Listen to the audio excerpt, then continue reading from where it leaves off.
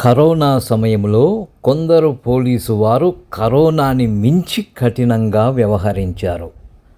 Corona వచ్చినా తగ్గింది, corona వచ్చినా బట్టకట్టినారు.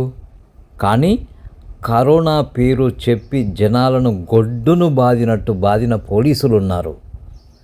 ఇక తమిళనాడులోనైతే తండ్రి కొడుకులు జయరాజ్ బెన్సన్లను పోలీసులు దారుణంగా హింసించి చంపారు.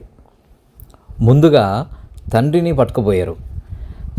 దుకాణాన్ని బంద్ చేసే విషయంలో కొద్దిగా ఆలస్యమైనదని పోలీసులు స్టేషన్కు తీసుకెళ్లారు. ఆ కరోనా సమయంలో రిలాక్సేషన్ ఇచ్చిన సమయంలో వ్యాపారం చేసుకున్నారు అందరూ. మూసివేసే సమయంలో ఓ 5-10 నిమిషాలు ఆలస్యమైనదని పోలీసులు జయరాజుని పోలీస్ స్టేషన్కు తీసుకుపోయారు.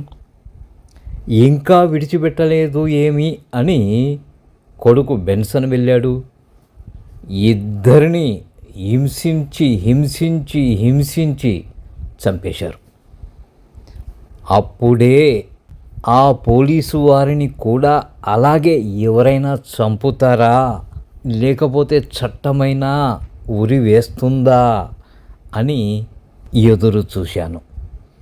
ఇదిగో ఈ నాళ్ళకి తీర్పు అయితే వచ్చింది. ఇక ఆలస్యం లేకుండా సుప్రీంకోర్టు కూడా ధృవీకరించి వారిని జయరాజ్ బెన్సన్ల దగ్గరకు పంపిస్తే అక్కడ క్షమాపణలు చెప్పుకుంటారు.